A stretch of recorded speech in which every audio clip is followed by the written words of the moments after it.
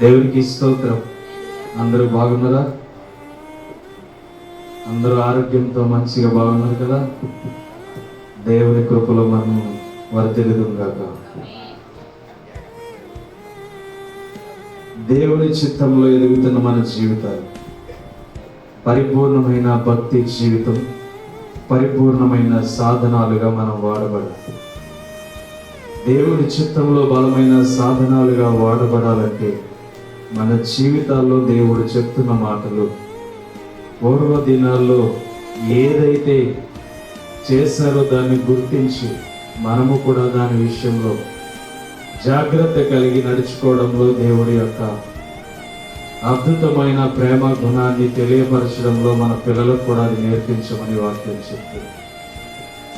పరిశుద్ధమైన నామంలో మనము ఎంతగానో దేవుని సన్నతిస్తున్నాం, ఎంతగానో దేవుని గణపరుస్తున్నాం, ఎంతగానో దేవుని చిత్తానికి లోబడుతున్నాం. మన బ్రతుకులలో దేవుడు చాలా విషయాలను తెలియపరచడానికి, ఎన్నో విషయాలను మనకి నేర్పించడానికి చాలా తాపత్రయపడుతూ ఉంటారు. దేవుని ఉపదేశాన్ని మనం అంగీకరించకపోతే, దేవుని యొక్క ఉపదేశంలో మనం లోబడి లేకపోతే గనక, దేవుని ఉపదేశాలకు మనం తిరస్కరించబడిన వారిమైతే దేవుడు ఒక చూపు మన మీద నుంచి తప్పిస్తాడు. అప్పుడు ఏ అగాధం వచ్చి మన మీద పడుతుందంటే, శత్రువు అనే అగాధం వచ్చి మన మీద పడతాడు. దేవునికి స్తోత్రం. అందుకని ఇక్కడ వాక్యం చూసినట్లయితే 78వ ఆసాపు కీర్తన చూస్తే, నా జనులారా నా బోధకు చెవియొగ్గుడి, నా నోటి మాటలకు చెవియొగ్గుడి, నేను నోరు తెరిచి కుమారము చెప్పెదను, పూర్వకాలపు గూఢ వాక్యములు నేను తెలియచెప్పెదను. చిన్న ప్రార్థన చేసుకుని. పరిశుద్ధుడ, ప్రేమగల తండ్రి, నీకే వందనాలు. మా ధైర్యము నీవే, మా బలము నీవే. మా ఆత్మ జీవింప చేస్తున్నదంటే మా శరీరముతో పాటు నీవిచ్చిన ఆయుష్ కాలం మాకు నిండుగా ఉన్నది కదా. పరిశుద్ధమైన నీ ప్రేమను పొందుకొని నీ బిడ్డలుగా కంటికి రెప్పలా మమ్మల్ని కాస్తున్న తండ్రి, నీకు ఎంత అనుకూల సమయాన్ని మేము కేటాయించగలుగుతాం, ఎంతగా నీ సన్నిధిలో మేము బలము పొందుకొనగలుగుతున్నాం, ఎంతగా నీ రాజ్యం వైపు మేము శ్రద్ధ కలిగి నడవగలుగుతున్నాం. పరిశుద్ధమైన నీ ప్రేమను విడిచిపెట్టి బ్రతుకుతున్నామా, లేకపోతే నీ మాటలకు లోబడి బ్రతుకుతున్నాం? ప్రతి సందర్భంలో మా జీవితాలను మేము వెతుక్కుంటున్నాం తండ్రి. వెతుకుతున్న ఈ జీవిత ప్రయాణంలో నీవు మాకు తోడుగా ఉంటేనే మేము విజయంలో అడుగు పెట్టగలం. నీవు తోడు లేకపోతే మా విజయంలో ఏ మాత్రము కూడా ఫలితం మేము చూడలేము. నీ కృప చేత ఇదిగో వాక్యాన్ని విత్తడానికి మరొకసారి నీ బిడ్డల ఎదుట నిలబెట్టుకున్నాం.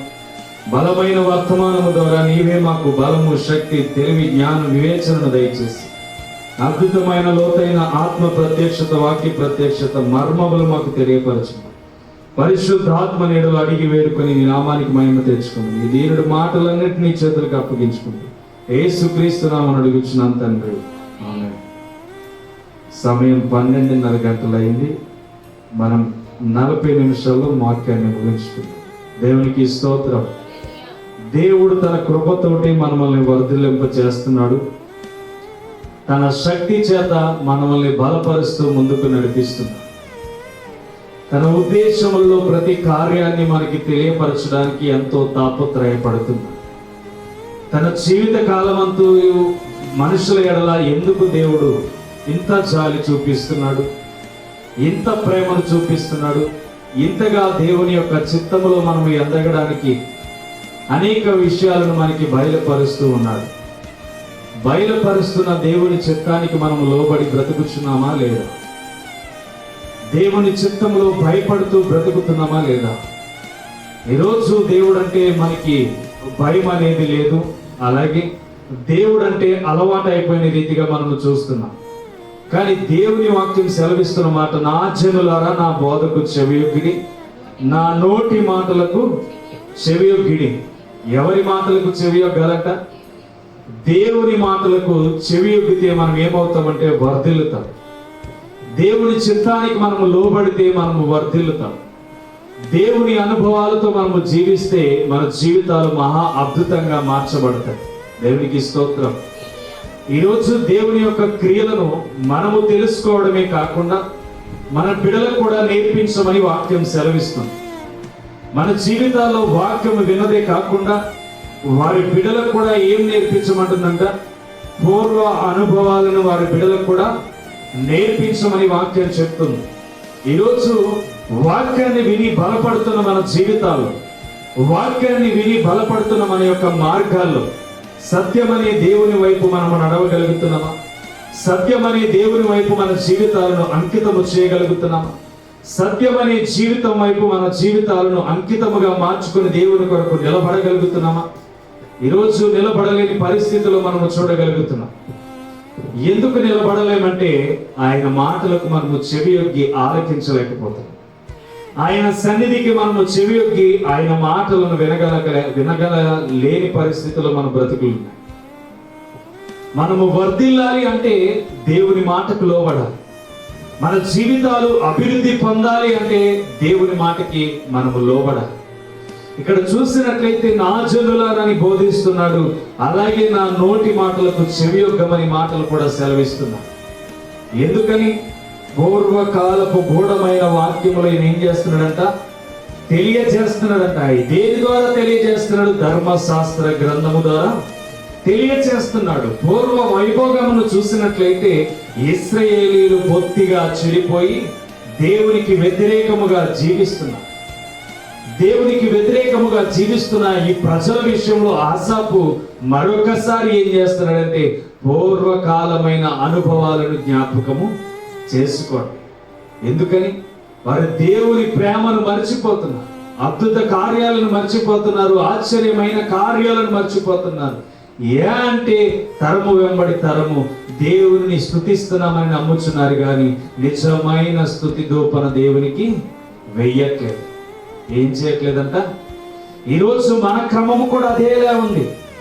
దేవుని వాక్యానికి చెవియొక్కుతాం, దేవుని సన్నిధిలో కూర్చుంటాం, దేవుని మాటలకు లోబడతాం, కానీ ఆ నోటి మాటలను మనము కంట్రోల్ చేసుకోవాలి. దేవుని మాటలను మనం అంగీకరిస్తాము, కానీ మన యొక్క ప్రవర్తనని కంట్రోల్ చేసుకోవాలి, మన యొక్క జీవితాలను కంట్రోల్ చేసుకోవాలి. అందుకనే దేవుడు కూడా తన పని నిమిత్తం గొర్రెలను కాయి వారిని ఎవరిని ఎన్నుకుంటున్నాడంటే ఒక పని కలిగిన వారిని ఎన్నుకుంటున్నాడు. అవునా కదా?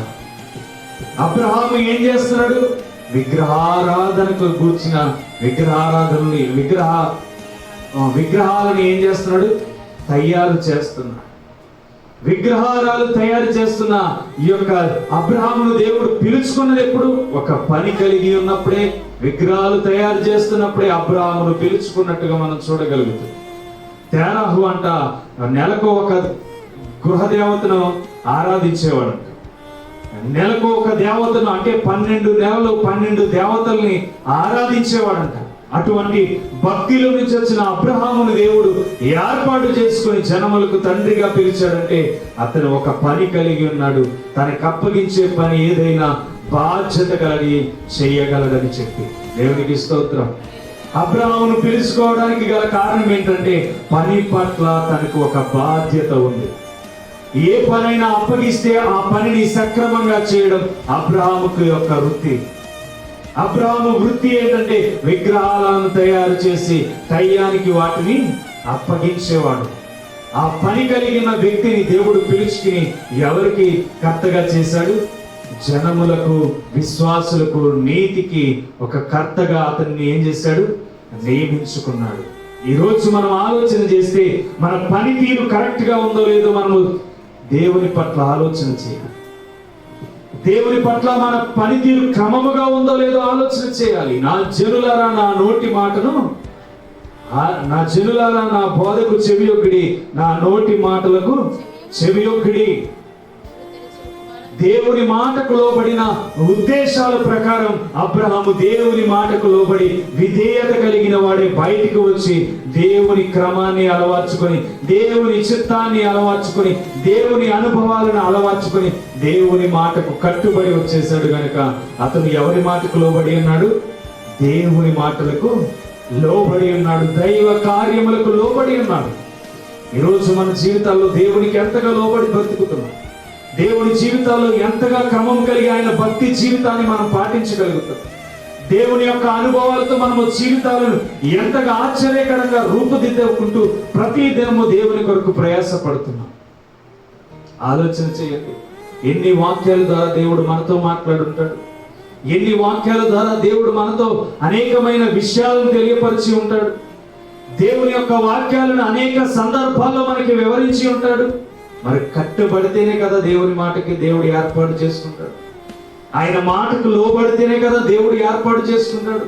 దేవుని చిత్తమేమిటో ఎరిగి ఆయన మాటకు విధేయత చూపి ముందుకు వెళ్తేనే కదా ఆయన ఏర్పాటు చేసుకుంటాడు. ఆయన గొర్రెలను కాయాలంటే దేవుడు ఎవరిగా ఎన్నుకుంటున్నాడు? ఆయన మాటకి లోబడి గొర్రెల కొరకు ప్రాణం పెట్టే వారిని మాత్రమే దేవుడు ఎన్నుకుంటున్నాడు. అవునా కదా? అవును. దేవుని చిత్తంలో ఎరిగిన బిడ్డలకు దేవుడు ఏమాత్రము ఆలస్యం చేయడు. దేవుని చిత్తంలో ఉన్న బిడ్డలు దేవుని మాటకు అంగీకరించి ఆ చెవులో ఆయన మాటకు ఎప్పుడైతే అంగీకరించబడి దేవుని చిత్తానికి ముందుకు వెళ్తూ ఉంటారో అప్పుడే దేవుడు వారిని ఆశీర్వదిస్తాడు. ఎప్పటి వరకు ఆశీర్వదించడం తెలుసా? ఆయన మాటను అంగీకరించినంత వరకు ఆయన ఆశీర్వదించాడు. అవునా కాదు? దేవునికి స్తోత్రం.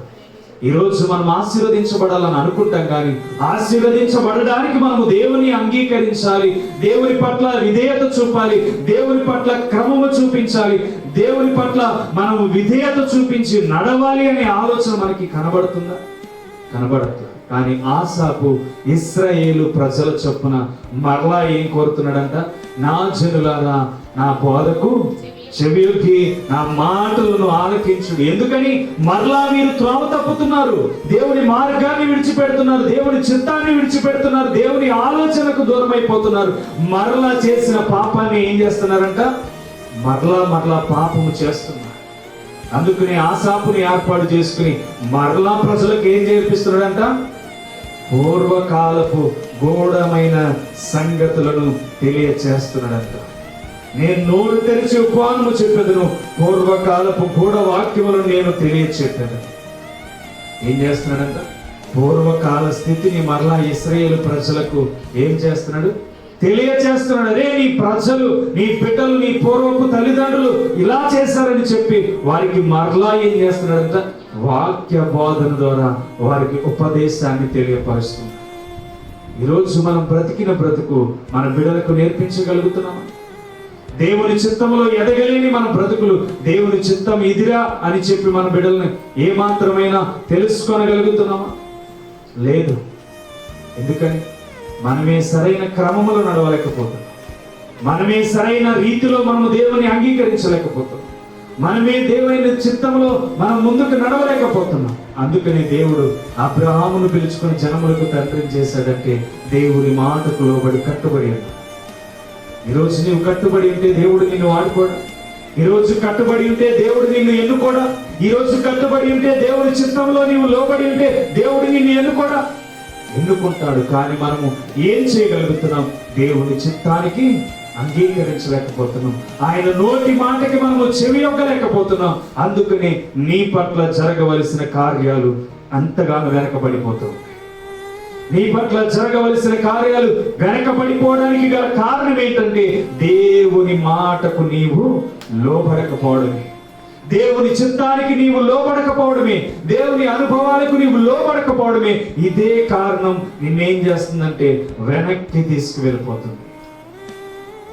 దేవుడు ఎన్నుకుంటున్న ప్రతి బిడ్డ ఒక బాధ్యత కలవాడిగా మనం చూడగలుగుతాం. మోషే మందను మేపుకుంటూ కొండ ప్రాంతముకు వెళ్ళాడు లేదా? ఒక పని కలిగిన మోషేని దేవుడు చూస్తున్నాడు. ఎందుకంటే మామ పట్ల శ్రద్ధ కలిగి అతను చెప్పిన ప్రతి మాటకు మోషే లోబడి ఉన్నాడు. అవునా కదా? మోషే లోబడి ఉన్నాడు. ఎవరికి లోబడి ఉన్నాడు? మామ అప్పగించిన మందను క్రమముగా మేపడంలో, వాటిని కాయడంలో పద్ధతి కలిగి ఉన్నాడు. అందుకని మోషే యొక్క పరిస్థితిని దేవుడు చూశాడు. మోషే మామగారి మాటకి లోబడి ఉంటే ఇక నా మాట నేను మోషేకి తెలియపరచనంటే తప్పకుండా నా గొర్రెలను మోషే కాస్తాడు. తప్పకుండా గొర్రెలను కాసే ప్రసన్నత ఈ యొక్క వ్యక్తికి ఉంది. కాబట్టి గొర్రెలను కాస్తున్న వాడిని మనుషులను కాసేవాడిగా మార్చేస్తానని చెప్పి ఒక దేవుడు ఒక నిర్ణయం తీసుకున్నాడు. దేవునికి స్తోత్రం. ఈరోజు ఆలోచన చేస్తే దేవుడు మనల్ని ఎన్నుకోడా? దేవుని మాటకు లోబడితే మనల్ని ముందుకు నడిపించుడా? ఆ మధ్య ఆ యొక్క చూడండి 3వ అధ్యాయం మోషే 3వ అధ్యాయం మొదటి నుంచి చూడండి. నిర్గమకాండం 3వ అధ్యాయం. మిద్యాను యాజకుడైన యిత్రోను తన మామ మందను మేపుచు ఆ మందను అరణ్యము అవతలకు తోలుకొని పోయి దేవుని పర్వతమైన హోరేబుకు వచ్చును. ఒక పొద నడిమిని అగ్ని జ్వాల యెహోవా దూత అతని ప్రత్యక్షం అతన్ని చూసినప్పుడు అగ్ని వలన ఆ పొద మండుచుండెను, కానీ పొద కాలిపోలేదు. అప్పుడు మోషే, ఆ పొద ఎలా కాలిపోలేదు, నేను ఆ తట్టు వెళ్ళి ఈ గొప్ప వింత చూసేదని అనుకుని దాన్ని చూచుటకు అతడు ఆ తట్టు వచ్చిన యెహోవా చూచెను.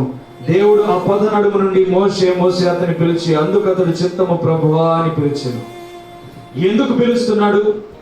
ఏమిటి అంటే, ఇప్పుడు దేవునికి ఒక మనిషితో అవసరం పడ్డాది. ఎవరితో? దేవునికి ఒక మనిషితో అవసరం పడ్డది. ఎవరు ఇశ్రాయేలు ప్రజలను మూలుగులు విన్న దేవుడు రక్షించగలవాడు అని చెప్పి ఇప్పుడు ఎవరిని పంపించాలని దేవుడు క్రమంలో వెతుకుతున్నప్పుడు ఒంటరిగా ఒక వ్యక్తిని తీసుకొచ్చాడు. ఎక్కడికి తీసుకొచ్చాడు? కాలుతున్న పొద వైపు. ఏమిటి ఇది కాలట్లేదని తనకు ఆలోచన కలిగించి ఆ వైపు నడిపించి దేవుడు పిలుస్తున్నాడు, మోషే మోషే అని పిలుస్తున్నాడు. మోషే నేను అంటున్నాడు ఆ సమయంలో సందర్భంలో, నేను నత్తివాడిని, నేను వెళ్ళలేదు, నా వల్ల కాదు, నేను వెళ్ళలేని. ఈ ప్రజలతో మాట్లాడితే నాకు నత్తి వస్తుంది. ఏ మాత్రం వారు నా మాటను గ్రహించరు, నా మాటను వినరు, నా మాటను ఏ మాత్రం వారికి లోబడరు. నేను మంచివాడిని కాదు, ఇంకొకరు చూసుకో అని చెప్పి మోషే ఆ సందర్భంలో మాట్లాడుతూ ఉంటాడు. అవునా కదా? కానీ మోషేని దేవుడు ఎందుకు బలవంతం చేస్తున్నాడు తెలుసా? మామగారి మాటకి కట్టుబడి గొర్రె మందలను మేపుచున్న వ్యక్తి, అక్కడ ఆ రీతిగా ఉండిపోయిన వ్యక్తి, తగ్గింపు కలిగి ఎక్కడైనా నా బ్రతుకు సాగుతుందని వ్యక్తి, ఆ వ్యక్తిని దేవుడు చూశాడు. చూసిన ఆ హృదయాన్ని దేవుడు వెళ్ళి మాట్లాడుతున్నాడు. నా గొర్రెలను ఇప్పటి వరకు నీవు గొర్రెలను మేపవు, కానీ ఇప్పటి వరకు మనుషులను మేపుటకు నీవు సిద్ధపడతావా అని చెప్పి మోషేని అడగడం ప్రారంభించాడు. మోషే ముందుకు జరుగుతూ దేవునితో మాట్లాడుతూ వెళ్తున్నాడు, కానీ మోషే నేను వెళ్ళలేను, నేను నత్తివాడి, నా వల్ల కాదని చెప్పేస్తున్నాడు. కానీ మోషేని ఎన్నుకోవడానికి గల కారణం ఏంటో తెలుసా? మోషే దేవుని మాటకు కట్టుబడగల మనిషి అని చెప్పి దేవుడు తన హృదయాన్ని చూశాడు. దేవునికి స్తోత్రం. ఈరోజు నీవు కూడా అదే పరిస్థితిలో ఉంటే, దేవుని మాటకు కట్టుబడి ఉంటే, దేవుని చిత్తానికి కట్టుబడి ఉంటే, దేవుని బోధన వింటున్న నీవు, దేవుని వాక్యాన్ని వింటున్న నీవు, దేవుని శక్తిని తెలుసుకుంటున్న నీవు దేవునికి లోబడి ఉంటే దేవుడు నీ నోటికి తోడుగా ఉంటాడా లేదా? తోడుగా ఉంటాడు. దేవుని చిత్తాన్ని మనం అంగీకరించాలి. దేవుని చిత్తాన్ని మనం లోపరుచుకుని దేవుని బాధకు మన నోటిని, మన హృదయాన్ని అప్పగిస్తే దేవుడు తప్పకుండా నిన్ను నన్ను కూడా ఆశీర్వదించి వర్ధిల్లింప చేస్తాడు. అలా చేస్తారంటే తప్పకుండా దేవుని చూపు మన మీద ఉందా లేదా? ఉన్నది. అందుకని మోషే మీద దేవుని చూపు ఉంది. అందుకని ఆ అరణ్య మార్గములో ఎవ్వరూ కనబడలేదు, కానీ మోషే జీవితంలో యథార్థతను దేవుడు చూశాడు. అందుకని మోషే, నా పని నీకు అప్పగిస్తున్నాను, నువ్వు నమ్మాలంటే ఉన్నవాడును అనువాడునని చెప్పి ఆ ప్రజల మధ్యకు వెళ్ళి చెప్పు అన్నాడు. ఈరోజు ఇంతమంది ప్రజల మధ్యన దేవుడు అనేక మందిని ఏర్పరచుకుంటున్నప్పుడు, దేవుని మాటకు, దేవుని చిత్తానికి, దేవుని ఆలోచనకు కట్టబడి ఉంటే దేవుడు తప్పకుండా నిన్ను నన్ను ఎన్నుకుంటాడు. అయితే నీవు నేను చేయవలసింది ఏంటో తెలుసా? ప్రజలకు పూర్వస్థితిని గుర్తు చేయాలి.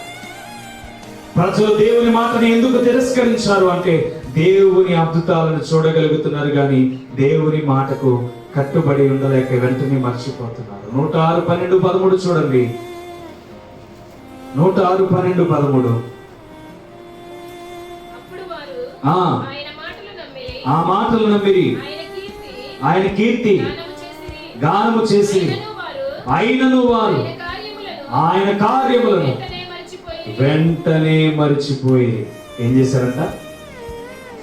ఆయన చేసిన మేలును, కీర్తిని ప్రసిద్ధి చేశారంట. మరలా 13వ వచనంలోకి వెళ్ళేటప్పటికి ఏం చేశారంట? మరిచిపోయారంట. ఎవరి కార్యాలు? దేవుని కార్యాలు. ఈరోజు సంఘములో అడుగు పెడుతున్న నీ జీవితం కూడా అంతే. సంఘములో నడిచి వస్తున్న నీ జీవితం కూడా ఉంటే ఏం చేస్తున్నావు అంటే సంఘముకు క్రమంగా వస్తున్నావు, దేవుని మాటలను వింటున్నావు. బయటికి వెళ్ళిన తర్వాత దేవుని యొక్క వాక్యాన్ని ఇలా విన్నాను, ఇలా నా జీవితాన్ని మలుచుకోవాలనే క్రమాన్ని నీవు బయటికి వెళ్ళిన తర్వాత ఏం చేస్తున్నావు? మర్చిపోతున్నావు. వారమంతా నీవు దేవుని సన్నిధిని గుర్తుపెట్టుకుంటే, వారమంతా దేవుని కొరకు ఎదురు చూస్తూ ఉంటే, వారమంతా దేవుని చిత్తాన్ని నీవు నెరవేర్చుకుంటూ వెళ్తే తప్పకుండా దేవుడు నిన్ను ఎన్నుకుంటాడా? ఎన్నుకోడా? ఎందుకని? దేవుని మాటకు, దేవుని బాధకు నీవు లోబడుతున్నావు. వారమంతా దైవజనుడు చెప్పిన మాటను నీవు లోబడుతున్నావు. దైవజనుడు చెబుతున్న మాటలకు ప్రతి విషయంలో నీ కార్యము దేవుని చిత్తాన్ని అనుగ్రహించి నీవు లోబడి ప్రార్థన చేసి ముందుకు వెళ్తున్నావు. అందుకని దైవజనుడు చెప్తున్న మాటకు లోబడ్డావంటే దేవుని చిత్తానికి నీవు లోబడుతున్నట్టే. అలాంటప్పుడు దేవుడు ఎన్నుకుంటాడే? ఎన్నుకోడా? మోషేని ఎన్నుకోవడానికి గల కారణం తన బాధ్యత గలవాడిగా కనబడుతున్నాడు. తన మామ అందరూ బాధ్యతగా మేపుతున్నట్టు మనం చూస్తున్నాం ఆ మాటలు. అందుకనే బలవంతము చేసి మోషేని ఐగుప్తు దేశానికి పంపిస్తున్నాడు.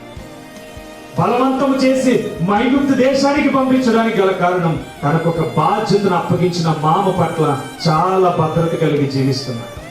తన మందను మేపుకుంటూ చుట్టూ తిరుగుతున్నాడు తప్ప ఏ మాత్రము అలసట పొందట్లా, మామగారి మీద అహంకారం కలిగి జీవించట్లా.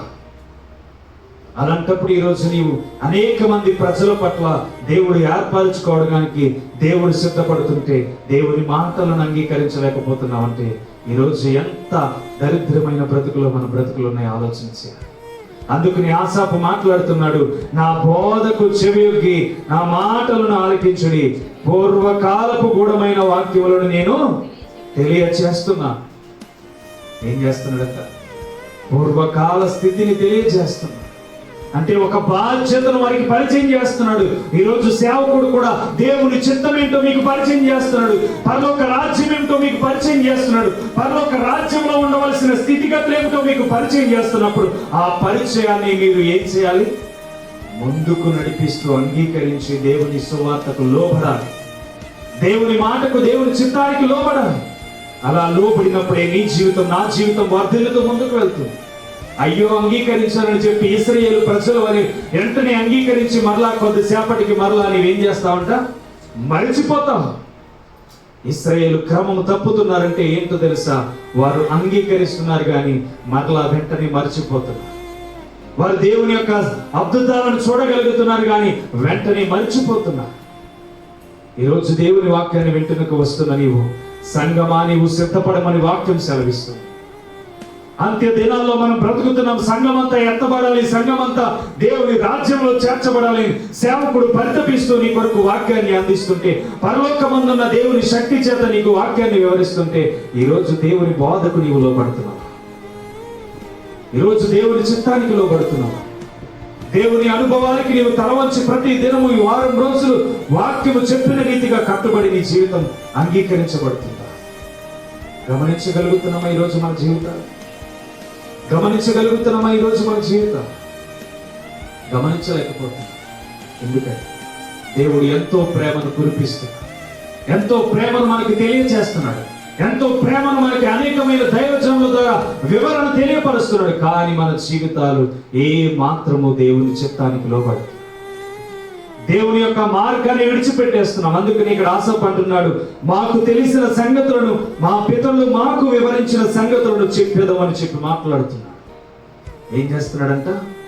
వాక్యము పితరుల ద్వారా ఏం మాట్లాడిందో ధర్మశాస్త్ర గ్రంథాన్ని చదువుతూ తన పితరులు ఏమైతే తెలియజేశారో అదే క్రమాన్ని ఈరోజు తెలియపరుస్తున్నాడు. తెలియపరుస్తున్న విధానాన్ని బట్టి ఈ వాక్యము ద్వారా దేవుడు నీకు కూడా అదే పద్ధతిని తెలియజేస్తున్నాడు. ఏంటి? మనుషులు దేవునికి లోబడక, దేవుడు చేస్తున్న కార్యాల వైపు దృష్టి ఉంచట్లా, దేవుడు చేస్తున్న అనుభవాల వైపు మనుషులు దృష్టి నిలిపి చూడట్లా. వారికి తగిన జీవితాన్ని వారు అనుభవించగలుగుతున్నారు కానీ, వారికి తగిన జీవితాన్ని వారు సంతోషంగా గడిపేస్తున్నారు కానీ, వారి జీవితంలో ఆశీర్వాదం పొందుకోవాలని ఎదురు చూస్తున్నారు కానీ దేవుని చిత్తానికి అనేకమైన ఉద్దేశాలు బైబిల్ గ్రంథం ద్వారా దేవుడు మనకి తెలియజేస్తున్న ఈరోజు మనుషులు లోబడరు. ఈరోజు మనుషులు లోబడకపోవడానికి గల కారణం ఏంటో తెలుసా? దేవుడు చూపిస్తున్న ప్రేమను మర్చిపోతున్నారు. న్యాయాధిపతులు 2:10 చూసినట్లయితే అక్కడ కూడా ఇశ్రాయేలు ప్రజలు చేస్తున్న తప్పును మనం చూడొచ్చు. న్యాయాధిపతులు 2:10 చూడండి.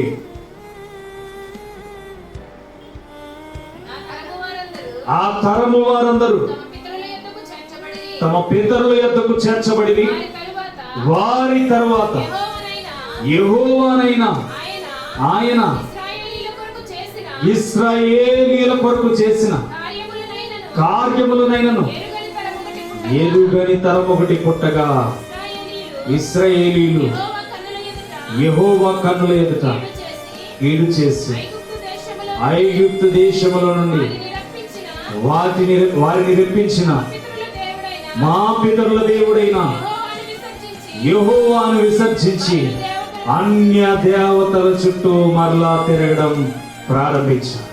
ఏం చేశారంట? వారి తరము గతించిపోయిందంట. తర్వాత నెక్స్ట్ జనరేషన్ ఏం చేస్తుందంట?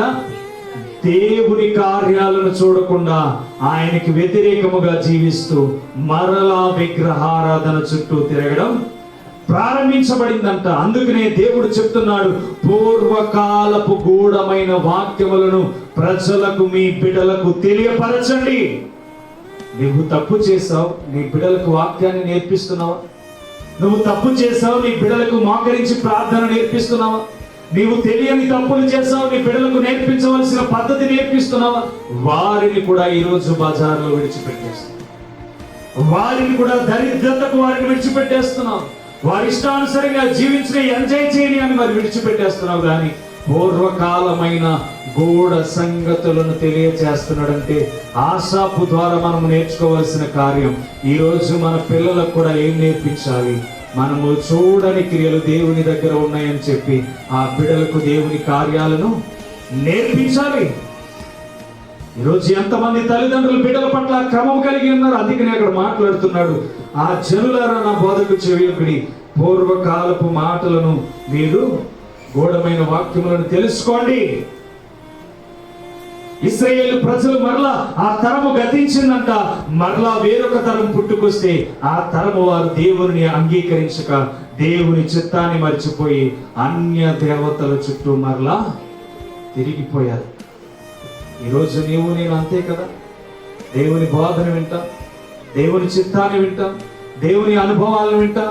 ఇలా ఉంటే పరలోక రాజ్యానికి వెళ్తాం, ఇలా ఉంటే దేవుని సన్నిధికి మనం చేరతామని తెలుసుకున్నా కానీ మరలా దేవుని మార్గాన్ని విడిచిపెట్టేమో.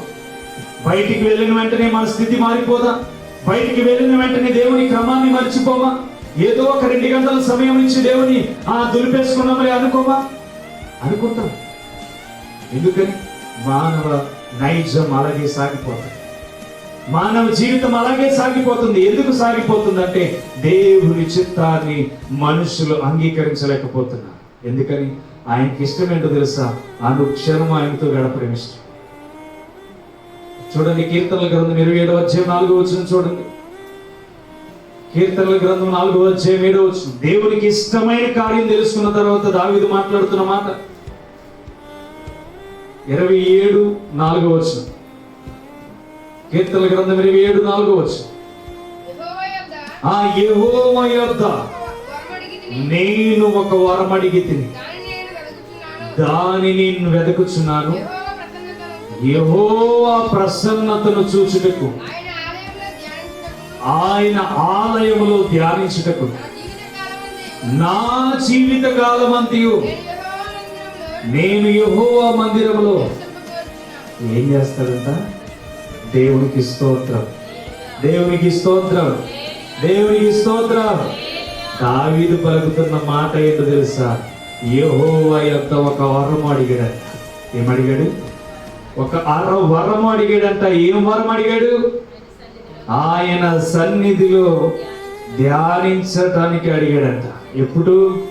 జీవిత కాలమంతా ఆయన మందిరంలో నివసించడానికి, ధ్యానించడానికి ఒక వరం అడిగాడంట. 2-3 గంటలా? రోజుకి 2-3 గంటలా? కాదు, జీవిత కాలమంతయు దేవుని సన్నిధిలో గడపడానికి వరం అడుగుతున్నాడంట. ధ్యానించడానికి వరం అడుగుతున్నాడంట. ఆయన మందిరంలో గడపడానికి జీవిత కాలం అంతా వరం అడుగుతున్నాడంట. ఈరోజు మనం అడుగుతాం? చెప్పండి. ఈరోజు దేవుని అడుగుతాను, ప్రభువా నా జీవిత కాలం అంతా నీ సన్నిధిలో గడపాలి, నా జీవిత కాలం అంతా నీ వాక్యాన్ని ధ్యానించాలి, నా జీవిత కాలం అంతా నీ వాక్యంలో వర్ధిల్లాలి, నా జీవిత కాలం అంతా ఇలా ప్రయాసపడుతూ నీ కొరకు కష్టపడాలి, శ్రమించాలని చెప్పి మనం అడుగుతాము. కానీ దావీదు అడుగుతున్నాడంట, వరం అడుగుతున్నాడు. అది ఆయన కోసం అడగట్లా, దేవునికి ఇష్టమైన కార్యాన్ని చేయడానికి అడుగుతున్నాడు. దేవునికి ఇష్టమైన కార్యాన్ని చేయడానికి అడుగుతున్నాడంటే ఈరోజు నీవు నేను కూడా దేవుని వరాన్ని అడగాల లేదా? అడగాలి. దావీదు వంటి మనస్సు మనకి రావాలంటే, దావీదు లాంటి అనుభవం మనలోనికి రావాలంటే మనము ఏం చేయాలంటే ముందుగా దేవుని వాక్యానికి చెవి ఒగ్గాలి. దేవుని మాటలకు మనం చెవి ఒగ్గినప్పుడే, దేవుని చిత్తానికి మనం చెవి ఒగ్గినప్పుడే తప్పకుండా నిన్ను నన్ను కూడా దేవుడు ఆశీర్వదిస్తాడు. దేవునికి స్తోత్రం. వాక్యం వింటున్న నీవు నేను కూడా దావీదు మాట్లాడుతున్న మాట, నా జీవిత కాలమంతయు నేను యెహోవా మందిరంలో నివసింపగోరుచున్నాను. నీకుందా ఈరోజు ఈ మాట? వరం అడిగావా ఎప్పుడైనా? దేవాని సన్నిధిలో ఇలా బ్రతకాలనుకుంటున్నాను, దేవాని సన్నిధిలో ఇలా నడవాలనుకుంటున్నాను, దేవాని సన్నిధిలో ఇలా ప్రత్యేకంగా జీవించాలనుకుంటున్నాను, ఇలా జీవితాన్ని నాకు అంకితము చేయని చెప్పి ఏ రోజైనా మనం అడిగామా దేవుని? ఒక్కరోజే, ఒక్క పరిస్థితుల్లో దేవుని మనం అడిగామా? కానీ దావీదు దేవుని తెలుసుకున్న తర్వాత అడుగుతున్న మాట, ఒక వరం అడుగుతున్నాను, నీ సన్నిధిలో నేను ధ్యానించాలి, నా జీవిత కాలం అంతా నీ మందిరంలో గడపాలి. గడపగలుగుతున్నామా? వరం అడగలుగుతున్నామా? దేవుడు దావీదుకి ఇచ్చిన మనస్తత్వాన్ని మనకి ఇవ్వలేదా? దేవుడు దావీదుకి ఇచ్చిన స్వభావం మనకి ఇవ్వలేదా? దేవుడు కూడా అదే ఆలోచన చేస్తున్నాడు. నన్ను ప్రేమించే నా బిడ్డల్ని ఏ మాత్రము ఆలస్యించు, నన్ను ఇష్టపడే బిడ్డలకు నేను ఏ మాత్రము ఆలస్యించాను. వాళ్ళు అడగాలే కానీ ఏ వరమునైనా ఇచ్చేస్తాను. వాళ్ళు అడగాలే కానీ దేవుని చిత్తానికి లోబడి దేవుని క్రమాన్ని విడిచిపెట్టగా యథార్థత కలిగి వారమంతటిని ఆ క్రమమని అలవార్చుకొని బ్రతికి బిడ్డలకు దేవుడు వరమని అడిగితే తప్పకుండా దేవుడు ఇస్తాడు. ఈరోజు నీవు నేను కూడా అదే పరిస్థితిలో బ్రతక, దేవుని చిత్తానికి లోబడి జీవించే వారికి దేవుడు ఏ కొదువా ఉంచడు. ప్రతి అవసరతను తీరుస్తాడు, ప్రతి మార్గాన్ని దేవుడు ఏర్పాటు చేస్తాడు, ప్రతి జీవితాన్ని దేవుడు ఏర్పాటు చేస్తాడు, ప్రతి ఒక్క అనుభవాన్ని దేవుడు మనకి పరిచయం చేస్తాడు. కానీ దేవుని పట్ల మనము పని కలిగి ఉండాలి. ఏం కలిగి ఉండాలి? దేవుని పట్ల మనం పనివారిగా దేవునికి కనబడాలి. దేవుని మాటలను అంగీకరించిన వారిగా, దేవుని బోధను అంగీకరించిన వారిగా, పూర్వకాలమైన గూఢమైన సంగతులు మన బిడ్డలకు తెలియజేసి ఆయన పట్ల బాధ్యత కలిగిన వారిగా మనము కనబడినప్పుడే దేవుడు నిన్ను నన్ను కూడా ఆశీర్వదిస్తాడు. మనం పని కలిగి ఉన్నామా? సోమరితనముతో జీవిస్తున్నాం. దేవుడు సొలొమోను మాట్లాడుతున్నమాట, సోమరి చీమల యొద్దకు వెళ్ళి జ్ఞానము తెచ్చుకో. దేవునికి స్తోత్రం. చీమల యొద్దకు వెళ్ళి నేర్చుకోమని ఒక మనుషుడికి సొలొమోను సెలవిస్తున్నాడంటే ఈరోజు మనం ఆలోచన చేయాలి. మన జీవితం ఎలా ఉందో ఆలోచన చేయాలి. దేవునికి కట్టబడిన వారిని దేవుడు ఎన్నుకుంటున్నాడు, పని కలిగిన వారిని దేవుడు ఏర్పాటు చేసుకుంటున్నాడు, పని కలిగిన వారిని దేవుడు ఎన్నుకొని ముందుకు నడిపిస్తున్నాడు. కానీ సోమరిని దేవుడు ఎన్నుకొని ముందుకు నడిపించట్లా. అందుకనే ఆసాపు ద్వారా మాట్లాడుతున్న మాట, యెహోవా స్తోత్రార్హుడు, స్తోత్ర క్రియలను, ఆయన బలమును, ఆయన చేసిన ఆశ్చర్య కార్యములను దాచకుండా వాటిని వారి పిల్లలకు మేపు చెప్పేదము. ఏమంటున్నాడు? వాటిని వారి పిల్లలకు మేము చెప్పేదము. రాగల తరములలో పుట్టబో పిల్లలకు దాన్ని ఎరిగినట్లు వారు లేచి తమ పిల్లలను దాన్ని వివరించినట్లు మీరు దేవుని యందు నిరీక్షణ గల వారై దేవుని క్రియలను మరువకై ఉండి యథార్థ హృదయము గల కాక దేవుని విషయమై స్థిర మనస్సు లేని వారి తమ పితరుల వలె తిరగబడకయు మూర్ఖతరము తిరుగుబాటు గల ఆ తరమును పోలి ఉండక వారు ఆయన ఆజ్ఞలు గైకొన్నట్లు ఆయన ఆ శాసనలు నియమించెను. దేవునికి స్తోత్రం. పిల్లలకి నేర్పించమంటున్నాడా? నేర్పించకూడదు అంటున్నాడు. మూర్ఖులైపోయారంట.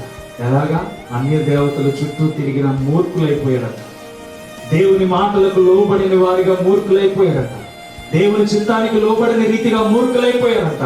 అనేకమైన సముద్రమును చీల్చి యోర్దాను నదిని చీల్చి అనేకమైన పర్యాయాలు చేసిన దేవునికి చిత్తాన్ని ఎరిగి కూడా వారు ఏం చేస్తున్నారంటే మరలా అన్య దేవతల చుట్టూ తిరిగి అనేకమైన విగ్రహారాధనలకు మొక్కుతూ ముందుకు వెళ్తున్నారంట. ఈరోజు నువ్వు నేను అదే చేస్తున్నాం. దేవుని మాటలను వింటున్నాం, దేవుని చిత్తాన్ని అంగీకరిస్తున్నాం, దైవజనుడు చెప్పిన మాటలను వింటున్నాం, దైవజనుడు చెప్పిన చిత్తాన్ని అంగీకరించాలనుకుంటున్నాం. కానీ బయటికి వెళ్ళిన తర్వాత నీవు కూడా ఇశ్రాయేలు ప్రజల వలె దేవుని మర్చిపోతావు. దేవుని కార్యాలను స్తుతించారంట, మరలా 13వ వచనానికి వెళ్ళేటప్పటికి మరలా మర్చిపోయారు. ఎందుకని మర్చిపోతున్నారు? జ్ఞానముతో వారు దేవుని కనిపెట్టలేకపోతున్నారు, జ్ఞానముతో దేవుణ్ణి అంగీకరించలేకపోతున్నారు, జ్ఞానముతో దేవుణ్ణి అంటుకట్టు ద్రాక్షావల్లిలా తన యొక్క శరీరంలో అంటుకట్టుకోలేకపోతున్నారు. కనుక వారు ఏం చేస్తున్నారంట? మరలా మర్చిపోతున్నారు. నీకు సాధించే విజయం నీలో ఉండాలి, కానీ దేవుడు నీకు ఎప్పుడు సహాయం చేస్తూనే ఉంటాడు. నువ్వు దేవుని పట్ల విజయం సాధించాలి, దేవుని క్రియల పట్ల విజయం సాధించాలని నీకు ఆలోచన రావాలి. కానీ దేవుడు నిన్ను ఎంతగా విజయంలోనికి నడిపిస్తాడంటే అంతగా విజయంలోనికి నడిపిస్తాడు. దేవునికి స్తోత్రం. ఒక దుప్పి నీటి కొరకు అరణ్యంలో వెతుకుతూ ఉందంట. ఒక దుప్పి నీటి కొరకు అరణ్యంలో వెతుకుతూ ఉందంట. కనబడగా అరణ్యం అంతా వెతుకుతూ వెళ్తుంటే ఒక నీటి బుగ్గ కొంచెం కనబడ్డదంట. ఎంత? ఒక గుంట కనబడ్డదంట. ఆ గుంటలోనికి వెళ్ళి నీళ్లు తాగుదామని ఆ దుప్పి ఎదురు చూస్తూ ముందుకు వెళ్తూ ఉందంట. ఇప్పుడు మనకి ఎడారిలో వాటర్ బాటిల్ దొరికితే ఎలా ఉంటుంది దాహంతో ఉన్నప్పుడు, ఆ దుప్పికి అరణ్యంలో తిరిగి వచ్చి ఒక గుంట కనబడగా అబ్బా నా దాహము తీరిందని గంతులు వేసుకుంటూ దగ్గరికి వెళ్ళేటప్పటికి అందులో ఒక మొసలి కనబడ్డదంట. ఏం కనబడ్డది? దగ్గరికి వెళ్ళేటప్పటికి ఆ మొసలి కనబడ్డదంట. దీని ప్రాణం ఎగిరిపోయింది. మూతి పెడితే దాహం తీర్చుకునే దానికంటే ముందుగా దానికి బలైపోయిన వాడిని అని చెప్పి అది ఆలోచించి ఆ దుప్పి అక్కడ నిలబడి వెళ్ళిపోదాంలే అని వెనక్కి తిరిగేటప్పటికి సైడ్కు చూసేటప్పటికి సింహం కాసుకుని ఉందంట. ఏం కాసుకుని? చెట్టు పక్కన సింహం నక్కి చూస్తుందంట. జింక ఆ యొక్క దుప్పి దాన్ని చూసిందంట. సర్లే ఇటు పరిగెడదామని చూసేటప్పటికి ఇటు కూడా పులి కాసుకుని ఉందంట. ఇప్పుడు దీని పరిస్థితి, ముందుకు వెళ్ళి నీళ్ళు తాగకపోతే వాటితో పోరాడలేదు, వాటితో పరిగెత్తలేదు, దాహముతో చనిపోయి కంపల్సరీ చనిపోతుంది. అటు వెళితే పులి, ఇటు వెళితే సింహం.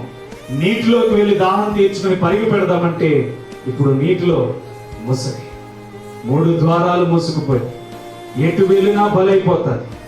పరిగి పెట్టలేక బలైపోతుంది, దాహం తీరలేక బలైపోతుంది. ఏదో ఒక పరిస్థితుల్లో బలి అయిపోవడం, దాహం తీరకపోతే నిజంగా బలి అయిపోతుంది. ఇప్పుడు దాని పట్టుదల ఏంటి? నీళ్లు తాగాలి.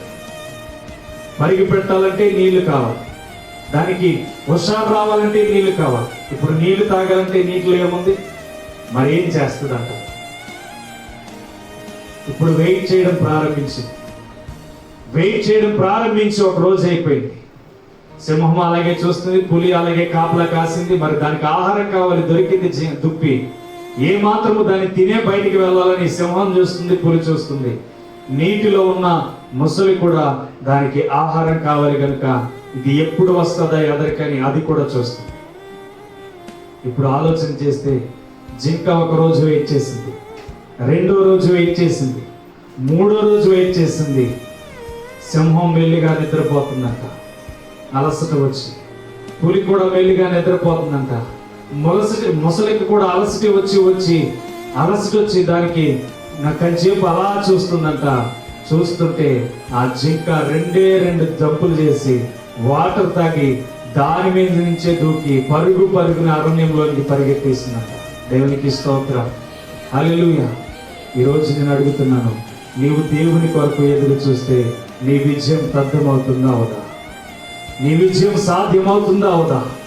కానీ నీకు వీటన్నిటిని చూసి భయం, నేను సాధించలేను, ఇవి నన్ను చంపివేస్తాయి, ఈ శ్రమలు నన్ను భారం నుంచి బయటికి తీసుకురాలేవు, ఈ శ్రమలు నన్ను గట్టెంకించలేవు, ఈ శ్రమలు నన్ను బాధలో కృంగదీస్తున్నాయి, ఈ శ్రమలన్నిటి నుంచి నేను బయటికి రావాలంటే నా వల్ల కాదని నీ విశ్వాసాన్ని విడిచిపెట్టేస్తున్నా, నా వల్ల కాదని నీ నమ్మకాన్ని విడిచిపెట్టేస్తున్నావు. దేవుడే నీకు సహాయం చేసేవాడిగా ఉంటే నీవు విజయం సాధించగలవా? సాధించలేవు. సాధించగలవు. అరణ్యంలో ఆ దుప్పి ఏదైనా సాధించగలనని చెప్పి పట్టుదలతో 3 రోజులు ఆ యొక్క ఉపవాసం ఉన్న రీతిగా ఆ నీటి కోసం ఎదురు చూసింది. ఆ నీటి కోసం ఎదురు చూసి ఎప్పుడైతే రెప్పపాటున కన్ను రాల్సినయో వెంటనే ఆ నీటిని స్వీకరించింది. ఆ విజయాన్ని పొందుకుంది. వెంటనే అరణ్యంలోనికి సంతోషముగా పరుగు పెట్టేసింది. దేవునికి స్తోత్రం. ఈరోజు నీవు నమ్మకంతో విశ్వాసంతో చూస్తే నీ బిడ్డలు ఆశీర్వదించబడతారు. నీ బిడ్డలు దీవించబడతారు. నీ బిడ్డలు మేలుకరంగా వర్ధిల్లుతారు. కానీ నీ బిడ్డలకు ఏం నేర్పించాలి? విశ్వాసము, నమ్మకము ఏంటో నీ బిడ్డలకు నేర్పించాలి. దేవుని పట్ల చేయుచున్న కార్యములు ఏంటో నీ బిడ్డలకు నేర్పించాలి. ఇశ్రాయేలు ప్రజలకు పూర్వ స్థితిని గుర్తు చేయడానికి గల కారణం వారు దేవుని క్రియలను మర్చిపోతున్నారు. దేవుని చిత్తాన్ని విడిచిపెట్టేస్తున్నారు. దేవుని యొక్క అనుభవాలను విడిచిపెట్టేస్తున్నారు. అయితే వారికి నేర్పించవలసింది ఏంటో తెలుసా? నీకు ఒక పని ఉంది. ఆ పని నీవు సక్రమంగా చేస్తే దేవుడే నిన్ను నడిపిస్తాడు. దేవునికి స్తోత్రం. ఎలీషాను ఎన్నుకోవడానికి గల కారణం ఏంటో తెలుసా? 1 రాజులు 19:19 చూసినట్లయితే ఎలీషా ఒక పని కలిగి జీవిస్తున్నాడు. గొర్రెలను కాయడానికి, ప్రజలను కాయడానికి దేవుడు ఎందుకు ఎవరిని ఎన్నుకుంటున్నాడంటే బాధ్యత గల వారిని ఎన్నుకుంటున్నాడు. ఏలియా అచ్చటి నుండి పోయిన తర్వాత అతనికి షాపాతు కుమారుడైన ఎలీషా కనబడెను. అతడు తన ముందరనున్న 12 అరకల ఎడ్ల చేత దుక్కి దున్నించుచు 12వ అరక తాను తోలుచుండెను. ఏలియా అతని చేరబోయి తన దుప్పటి అతని మీద వేయగా అతడు అతని ఎడ్లు విడిచి ఏలియా వెంట పరిగెత్తి, నేను పోయి నా తల్లిదండ్రులకు ముద్దు పెట్టుకొని తిరిగి వచ్చి నేను వెంబడించదని చెప్పి అతని సెలవడగా అతడు పోయి రమ్ము. దేవుడికి స్తోత్రం. ఎవరి దగ్గరికి వెళ్ళాడు ఏలియా? ఖాళీగా చెట్ల కింద పడుకుని నిద్రపోతున్న దగ్గరిక? చెప్పాలి. అబ్రహాముని ఏ విషయంలో పిలుచుకున్నాడు? పని చేస్తూ బాధ్యత కలిగి ఉన్నాడు. మోషేని ఏ విషయంలో పిలుచుకున్నాడు? పని చేస్తూ బాధ్యత కలిగి ఉన్నాడు. ఇప్పుడు ఎలీషాని పిలుచుకోవడానికి గల కారణం పని చేస్తూ బాధ్యత కలిగి ఉన్నాడు. సోమరిగా ఉన్నాడా? సోమరిగా లేడు. ఒక పని నిమిత్తం బాధ్యత కలిగి ఉన్నాడు. కుటుంబం పట్ల ఒక బాధ్యత కలిగి ఉన్నాడు. దుక్కిటెద్దులను, అరకలను ఏర్పాటు చేసుకుని భూమిని అంతటిని ఏం చేస్తున్నాడు? సేద్యపరుస్తున్నాడు. ఇప్పుడు ఎలీయా తన దగ్గరికి రాగానే తన మీద ఉన్న దుప్పటి పడవలసిన వ్యక్తి మీద పడిపోయింది. ఇప్పుడు అతని మీదకి ఏమొచ్చేసింది? అభిషేకం వచ్చేసింది. అభిషేకం రాగానే వాటన్నిటిని విడిచిపెట్టి దేవుని కొరకు పరుగులు పెట్టడం ప్రారంభించాడు. దేవునికి స్తోత్రం. ఈ రోజు నువ్వు పని కలిగి ఉంటేనే దేవుడు నీకు పని అప్పచెప్తాడు. ఏం చేస్తాడు? పని కలిగి ఉంటేనే దేవుడు నీకు బాధ్యత అప్పగిస్తాడు. లేకపోతే పొర్రపాటున బద్ధకస్తుడికి ఆయన ఏ మాత్రము పని అప్పగించడు. నీవు పని కలిగి జీవించినప్పుడే, నీవు పని కలిగి నడిచినప్పుడే, నీవు పని కలిగి దేవుని పట్ల విధేయత చూపినప్పుడే నీకు ఒక బాధ్యతను అప్పగిస్తాడు. ఇప్పుడు ఎలీషా దగ్గరికి రావడానికి ఎలీషా ఒక పని మీద బాధ్యత కలిగి ఉన్నాడు. కుటుంబాన్ని పోషించడంలో బాధ్యత కలిగి ఉన్నాడు. తండ్రి అప్పగించిన పనిని నెరవేర్చడంలో బాధ్యత కలిగి ఉన్నాడు. తల్లిదండ్రులకు ఘనత తీసుకువచ్చేవాడిగా పని కలిగి జీవిస్తున్నాడు. ఈ పని కలిగిన వ్యక్తి యెహోవా కంటిలో కనపడ్డాడు. ఎవరి కంటిలో? యెహోవా కంటిలో కనపడ్డాడు. ఈ రోజు సంఘములో అడుగు పెడుతున్న నీవు, సంఘములో పరిస్థితి వాక్యాన్ని తెలుసుకుంటున్న నీవు, సంఘ బోధనలు వింటున్న నీవు ఒక పని కలిగి జీవించాలి. ఏం పని అంటే దేవుని బోధకు నీవు చెవియొగ్గి ఉండాలి. దేవుని యొక్క సన్నిధిలో నీవు చెవియొగ్గి దేవుని చిత్తానికి నీవు లోబడి, దేవుని యొక్క అనుభవాలకు నీవు లోబడి, దేవుని యొక్క మాటలు నీవు అంగీకరించి బ్రతికితే దేవుడు కూడా ఒక పని కలిగిన వారిని ఎన్నుకుంటాడు. ఏ పని కలిగిన వారిని? ఆయన చిత్తాన్ని అంగీకరించి ఆయనకి చెవియొగ్గిన వారిని. దేవునికి స్తోత్రం. ఈరోజు నేను కూడా ఆలోచన చేస్తే బలమైన స్థిరమైన ఉద్యోగం కలిగి ఎదగాలి, దేవుని శక్తి చేత వర్ధిల్లాలి, దేవుని చిత్తము చేత వర్ధిల్లాలి, దేవుని అనుభవముల చేత మనం వర్ధిల్లాలి అంటే మనము కూడా పని కలిగి జీవించాలి. మన పని ఎవరికి కనబడాలి? దేవునికి బాధ్యత గలవాడు వీడు అని చెప్పి దేవునికి కనబడాలి. బాధ్యత గలవాడని చెప్పి దేవునికి కనబడాలి. అందుకని నా గొర్రెలు నా స్వరం వినాలంటే ఆ బాధ్యత కలిగిన కాపరి వాటిని కాపలా కాయాలి. అందుకని అంటున్న మాట, నా గొర్రెలు నా స్వరము వినును. చూడండి అక్కడ మాట్లాడుతున్న మాట, తన సొంత గొర్రెలన్నిటినీ వెలుపలికి నడిపించినప్పుడల్లా వాటికి ముందుగా నడుచును. గొర్రెలు అతని స్వరం ఎరుగును గనుక అతన్ని వెంబడించును. ఈరోజు సంఘంలో సువార్త వింటున్న నీవు దేవుని కొరకు సిద్ధపడమని సేవకుడు ఎందుకు వివరిస్తాడో తెలుసా? ఈ లోకంలో మనకి స్థిరమైనది లేదు, పరలోకమందు స్థిరమైన స్థానం ఉంది కనుక దైవజనుడు మీ పట్ల ప్రార్థనలు చేస్తూ, దైవజనుడు మీ పట్ల బాధ్యత చూపిస్తూ మీ ఆత్మలను పరలోక రాజ్యంలో చేర్చడానికి చిన్న మందగా కూడిన మీ పట్ల ఇంత బాధ్యతగా కలిగి నడుస్తున్నాడంటే తప్పకుండా సంఘం పట్ల ఒక బాధ్యత దేవుడు అప్పగించాడు కనుక ఆ పని సక్రమంగా చేయాలంటే దేవుని యొక్క స్వరాన్ని సేవకుడు వినగలిగితే ఆ సేవకుడి స్వరం గొర్రెలు వినగలుగుతాయి. దేవునికి స్తోత్రం. దేవుని యొక్క స్వరానికి ఎప్పుడైతే సేవకుడు లోబడతాడో, ఆ సేవకుడు పని కలిగి ఎప్పుడైతే సంఘం పట్ల బాధ్యత చూపిస్తాడో, ఆ పని కలిగి ఎప్పుడైతే నడుస్తాడో, ఆ సంఘమునికి ఎప్పుడైతే సేవకుని ఏర్పరచుకుని దేవుడు లోపరుచుకుంటాడో, ఆ సంఘము కలిగిన సేవకుడి కూడా గొర్రెలు ఆ మాటకు లోబడి జీవిస్తాయి, బ్రతుకుతాయి. ఈరోజు నీ బ్రతుకు కోసం సేవకుడు కష్టపడుతున్నాడు. ఈరోజు నీ ఆత్మ కోసం సేవకుడు కష్టపడుతున్నాడు. నీ ఆత్మను దేవుని సన్నిధిలోనికి అప్పగించడానికి, పెళ్లి కుమార్తె వలె సంఘాన్ని సిద్ధపాటు చేయడానికి ఈరోజు సేవకుడు కష్టపడుతున్నప్పుడు ఆ సేవకుడి బోధకుడికి నీవు ఏం చేయాలి? చెవియొక్కాలి. ఆ సేవకుడి బోధకు నీవు చెవియొక్కితే తప్పకుండా నీ పిల్లలు నీ బిడ్డలు ఆశీర్వదించబడతారు. దేవునికి స్తోత్రం. ఈరోజు నీవు దేవుని చిత్తానికి లోబడకుండా, దేవుని అనుభవానికి లోబడకుండా, దేవుని ఆలోచనకు లోబడకుండా, దేవుని యొక్క అంగీకారానికి లోబడకుండా నీ ఇష్టం వచ్చినట్టు నీ మార్గాన్ని ఏర్పాటు చేసుకుని వెళ్ళిపోతే గనక నీవు త్రోవ తప్పిన గొర్రెవైపోతావు. నీవు త్రోవ తప్పిన గొర్రెవైపోతావు. అందుకని నా జీవితంలో ఏ కలిగి ఉండాలంటే గొర్రెల ద్వారమున నడిపించేవాడు సరైన సేవకుడా కాదా అని చెప్పి దేవుడు అతని పని చేసేవాడికి బాధ్యత అప్పగించాడా, సరైన పనిముటి కలిగిన వ్యక్తి అని చెప్పి ఆలోచన చేయాలి.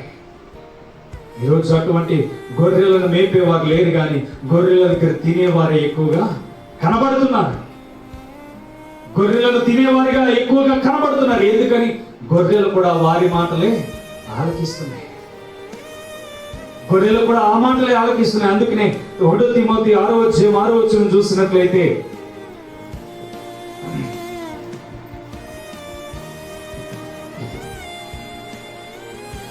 మూడవ వచనం చూడండి. ఎవడైనను మన ప్రభు అయిన యేసుక్రీస్తు యొక్క హితవాక్యములను దైవ భక్తికి అనుగుణ్యమైన బోధన అంగీకరింపక భిన్నమైన బోధన ఉపదేశించినడుగా వాడేమి ఎరుగక తర్కములను గూర్చు వాగ్దానములను గూర్చు వ్యర్థముగా ప్రయాసపరచు గర్వాంధుడగును.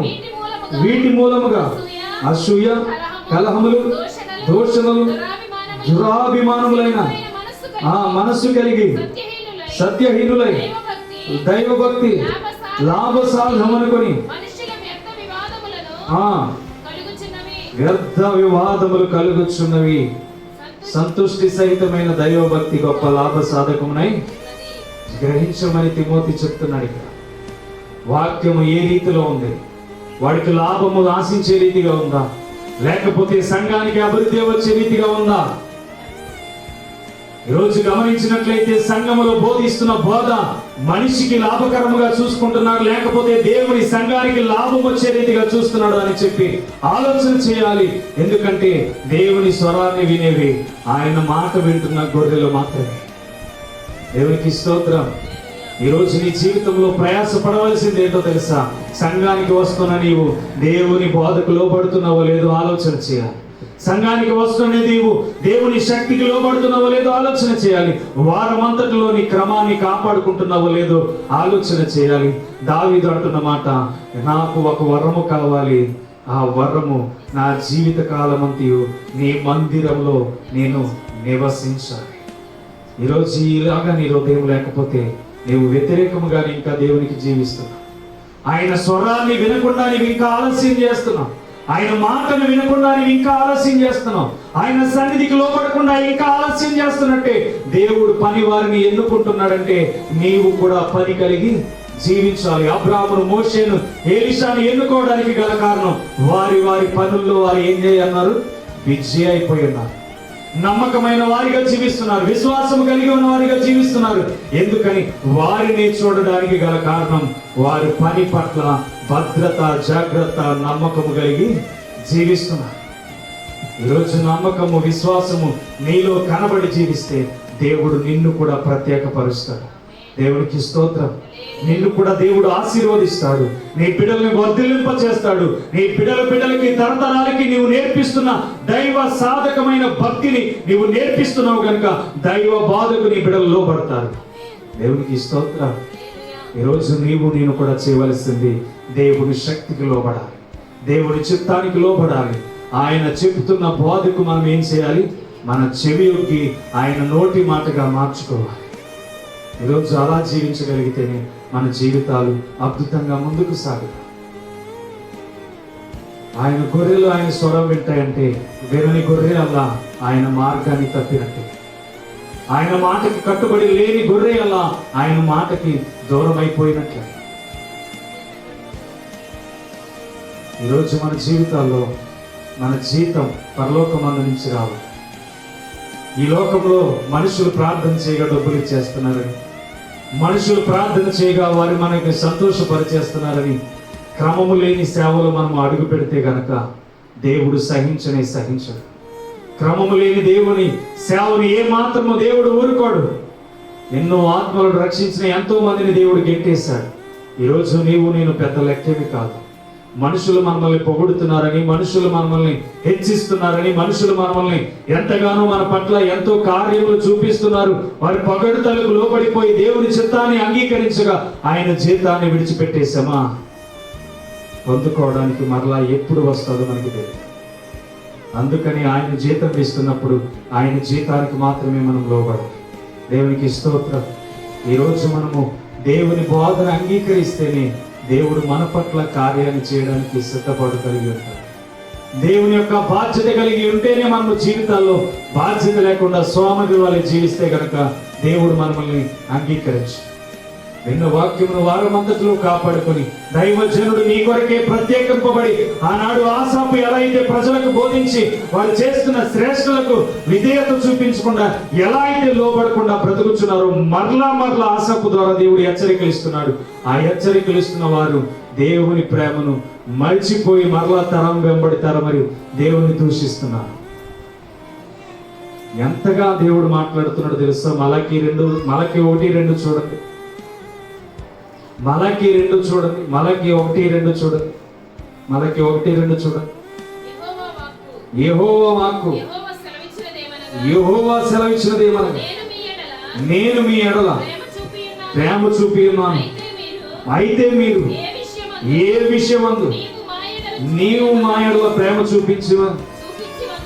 చూపించిన అందరూ ఏమంటున్నారంట? యెహోవా అయితే నేను మీ ఎడల ప్రేమ చూపించానని చెప్తున్నాడు. ఈ మనుషులు అంటున్నారంట నీవు మా ఎడల ఏమి ప్రేమ చూపావు. చూడండి ఎంత అవమానం దేవునికి. అవమానమా కాదు? అవమానం. ఎంత అవమానమో చూడండి, ఎంత అవమానం. నీవు మా ఎడల ఏ ప్రేమ చూపించావు? ఏ ప్రేమ చూపించావు మా ఎడల? ఏమి జాలి చూపించావు మా ఎడల? నీవు ప్రేమ చూపించావా అని చెప్పి మరలా ఏం చేస్తున్నారు? తిరుగుబాటు చేస్తున్నారు. అందుకని దేవుడు అంటున్నాడు, మీ బిడ్డలకు పూర్వ స్థితిని జ్ఞాపకం చేయండి. దేవుడు చేసిన ప్రేమను, దేవుడు చూపిన ప్రేమను, దేవుని చిత్తాన్ని అంగీకరించి ఆయన బోధకు చెవియొగ్గేలాగా నీ బిడ్డల మనస్సులను మార్చండి. మీ జీవితాలను ప్రేమపూర్ణమైన దేవుని చిత్తానికి తెలియపరచండి అని చెప్పి దేవుడు తెలియజేస్తున్నాడు. ఈరోజు నేను కూడా దేవుడిని అంగీకరించి దేవుని చిత్తానికి లోబడి ఒక పని కలిగిన వారిమైతే తప్పకుండా దేవుడు నిన్ను నన్ను ఏర్పాటు చేసుకుంటాడు. ఒక పని కలిగిన వారిగా మనము జీవిస్తే, ఒక పని కలిగిన వారిగా మనము నడిపించబడితే తప్పకుండా దేవుడు నిన్ను నన్ను వర్ధిల్లింప చేస్తాడు. అతి కృపలో దేవుడు నిన్ను నన్ను దీవించి ఆశీర్వదించునుగాక. ఆమేన్. ప్రార్థన చేద్దాం. తలలు వచ్చి ప్రతి ఒక్కరూ తలలో ఉంచండి. ప్రార్థన చేద్దాం.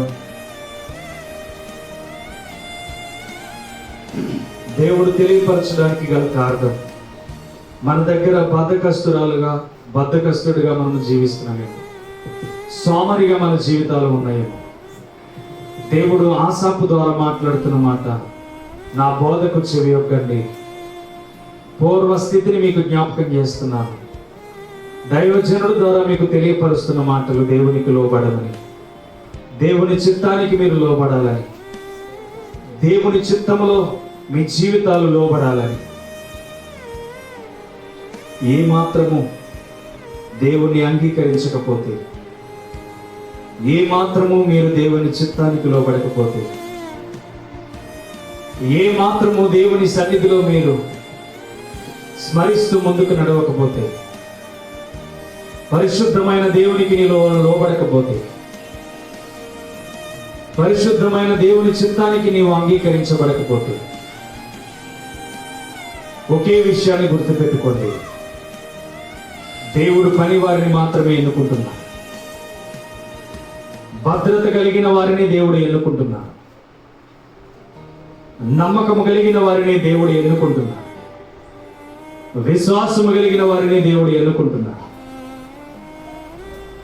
స్పష్టముగా అబ్రహాముని ఎన్నుకోవడానికి తన పని పట్ల అప్పగించిన బాధ్యతను వెంటనే నెరవేర్చేవాడు. మోషే కూడా తన యొక్క మామ మందను మేపుచున్నప్పుడు బాధ్యత కలిగిన వాడిగా కనపడ్డాడు. ఎలీషా కూడా తన యొక్క కుటుంబం పట్ల బాధ్యత కలిగినవాడిగా, చేనులను కూర్చుకుంటున్న వాడిగా, ఎడ్లను దున్నుతున్న వాడిగా కనపడ్డాడు. ఈరోజు నువ్వు ఏ పని కలిగినావో దేవుడు నేను చూస్తాడు. ఒక పని కలిగి ఉంటే తప్ప దేవుడు తన పనిని నీకు అప్పగించడు. ఒక పని కలిగి ఉంటే తప్ప దేవుడు నీకు తన భద్రతను అప్పగించడు. ఆయన గొర్రెలు ఆయన స్వరం వింటాయంటే దైవజనుడు చెప్తున్న మాటకు లోబడినప్పుడే ఆయన స్వరాన్ని వినగలుగుతావు. దైవజనుడు చెప్తున్న మాటలకు ఎప్పుడైతే నీవు లోబడతావో అప్పుడు మాత్రమే నీవు దేవుని అంగీకరించగలవు. ఎప్పుడైతే దేవుని చిత్తానికి నీవు లోబడతావో, దేవుని చిత్తాన్ని అంగీకరించి దేవుని అనుభవాలను పొందుకుని ముందుకు వెళ్తావో అప్పటి మాత్రమే నీవు దేవునిలో జీవించగలవు. ఈరోజు దేవుని చిత్తానికి లోబడలేకపోతే జాగ్రత్త. దేవుని అనుభవాలకు నీవు లోబడకపోతే జాగ్రత్త. దేవుని చిత్తములో నీవు దయగలిగి జీవించకపోతే ఏమి కలుగుతుందో నీకే తెలుసు. అటువంటి పరిస్థితుల్లో నీవు జీవించడం కంటే పరలోకమందున్న దేవునికి లోబడిపోవడం మంచిది. పరిశుద్ధమైన దేవునికి లోబడడం నీవు మంచిది. దైవజనుడు నీ ఆత్మ కోసం ప్రయాసపడుతున్నాడంటే తప్పకుండా నీ ఆత్మ నిత్య రాజ్యంలో చేరాలి. దైవజనుడు నీకు మంచి బోధన వివరించగలుగుతున్నాడంటే దేవుడు ఏర్పాటు చేసుకుని సంఘాన్ని ఎత్తబడి గుంపులో ఉంచడానికి, సంఘాన్ని బలమైన తీర్మానాలతో ముందుకు నడిపించడానికి, సంఘాన్ని బలమైన కార్యములతో ముందుకు నడిపించడానికి. ఈరోజు దేవునికి ఇవ్వడంలో వెనకడుతున్నవేమో, దేవునికి ఇవ్వడంలో నీ జీవితాన్ని అంకితం చేయలేక నడిపించబడుతున్న నీ యొక్క స్వభావాన్ని విడిచిపెట్టలేకపోతున్నవేమో. జాగ్రత్త. పరిశుద్ధత కలిగి ఉంటే నీ పరలోక రాజ్యం అని దేవుని వాక్యం సెలవిస్తుంది. దైవజనుడు నీ పరిశుద్ధత ఇలా ఉండాలని ప్రకటిస్తున్నప్పుడు, వారమంతా విన్న వాక్యమును కాపాడుకోవాలని తెలియపరుస్తున్నప్పుడు, దైవ జ్ఞానము కలిగి నడవకపోతే ఎందుకు నీ జీవిత ప్రయత్నం? దైవ జ్ఞానము కలిగి నడవకపోతే ఎందుకు నీ ప్రయత్నం? దైవ జ్ఞానము కలిగి నడవకపోతే ఎందుకు నీ యొక్క ఉద్దేశాలు, ఎందుకు నీ యొక్క ఆలోచన? విడిచిపెట్టే ఇశ్రాయేలు ప్రజలు అదే చేస్తున్నారు. తరము గతించిపోతుంది, మరలా విగ్రహారాధన చుట్టూ, అన్ని దేవతల చుట్టూ తిరుగుతున్నారు. ఈరోజు నేను అటువంటి పరిస్థితిలో ఉండకూడదు. వాక్యం విని మర్చిపోయేంత స్థితిలో నేను బ్రతకూడదు. వాక్యం విని మర్చిపోయేంత స్థితిలో నేను జీవించకూడదు.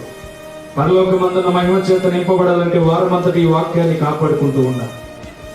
ఆసాపు ఎలా అయితే ప్రజలకు వివరిస్తున్నాడు, బిడ్డలకు దాన్ని నేర్పించమని చెప్తున్నాడు, బిడ్డలు ఆశీర్వదించబడతారు.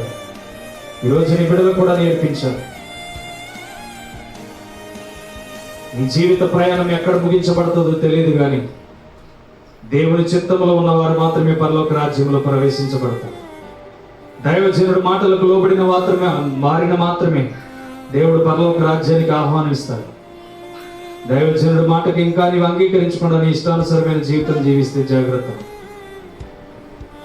దేవుడు హెచ్చరికలు ఇస్తున్నాడు. నా గొర్రెలు నా స్వరం వింటాయి, నా గొర్రెలు మాత్రమే నా స్వరం వింటాయి అని వాడు తన జీతములకు పాత్రుడైన వాక్యం సెలవిస్తాం. నీ జీవితంలో నీ జీతం ఏదై ఉండాలో ఆలోచన చేసుకో. పరిశుద్ధుడా, ప్రేమగల తండ్రి, నీకే స్తోత్రం. మహాగణుడు అయిన గొప్ప దేవ, ఇంతవరకు వర్తమానం ద్వారా నీవే కంటికి రెప్పలని బిడ్డలకు వివరించినందుకు స్తోత్రం. జ్ఞానంతో గ్రహించగలిగే మనస్సుని బిడకిచ్చినందుకు స్తోత్రం. వారు తెలుసుకున్న విధానాన్ని బట్టి ప్రభువా, నీ బోధకు చెవియోగ్య మార్గం వారికి ద్వారములు తెరవండి. హిత బోధన అంగీకరించి కృపను వారికి దయచేయండి అయ్యా. ఇదిగో అడుగు పెట్టిన ప్రతి బిడ్డను పేరు పేరు చొప్పున దీవించి ఆశీర్వదించి బలపరిచి నీ శక్తి చేత వర్ధలింప చేయమని ప్రార్థన చేస్తుంది. నీ కృపలో నింపండి, మహిమ కార్యములను జరిగించండి, వర్ధలింప చేయండి. నీ శక్తివంతమైన మహిమ కార్యములను జరిగించిన బిడ్డలకు మేలైన దీవెనలు కుమ్మరించమని ప్రార్థన చేస్తున్నాం. పరిశుద్ధుడా, ఏ కార్యములని బిడ్డలు తలపట్టి ఉన్నారు తండ్రి, ప్రతి కార్యాన్ని యేసు నామములో జరిగించండి. ప్రతి కార్యాన్ని నీవే ముందుకు నడిపించమని ప్రార్థన చేస్తున్నాం. చేరి వచ్చిన ప్రతి బిడ్డను దీవించి ఆశీర్వదించి గ్రామమును వర్ధలింప చేసి ముందుకు నడిపించండి. శక్తి చేత నింపి, బలము చేత నింపి, నీ కృపలో నీ బిడ్డలను వర్ధలింప చేసి పరిశుద్ధాత్మ నీడలో నీవే కరుణించి కాపాడి రక్షించి బలపరిచి నీ శక్తి చేత వర్ధలింప చేసి నీ మహిమలో నీ బిడ్డలందరినీ చదువు జరగబోతున్న స్కూల్ విషయంలో ప్రభా, రాజకీయ నాయకులు మంచి చేయడానికి మేలు చేయాలి.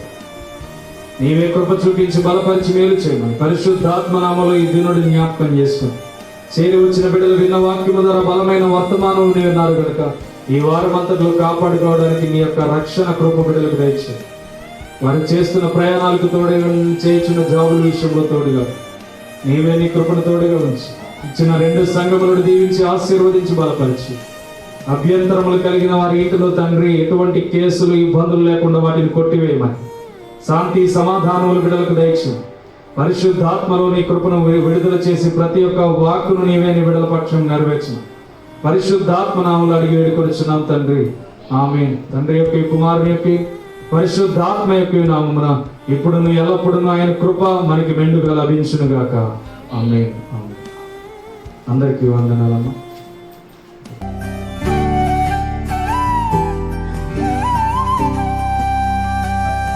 నే చూచిన గొప్ప క్రియలు నీ చేతి బహుమానమే, నే చూచే ఘన కార్యములు నీ దయా వలనే. నే చూచిన గొప్ప క్రియలు నీ చేతి బహుమానమే, నే చూచే ఘన కార్యములు నీ దయా వలనే.